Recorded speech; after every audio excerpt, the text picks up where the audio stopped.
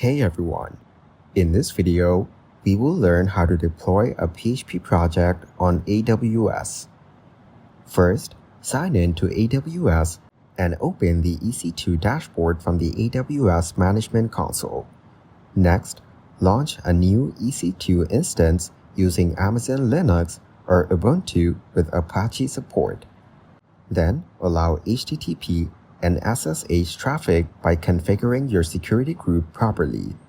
Connect to your instance via SSH using your .pem key and terminal. Now install Apache and PHP using commands like sudo yum install httpd php or apt install.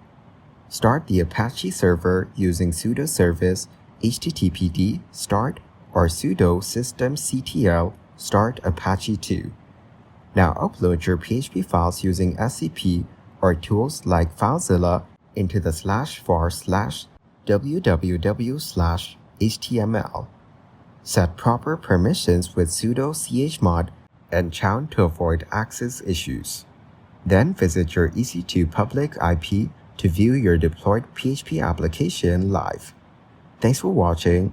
Don't forget to like and subscribe to see more content like this.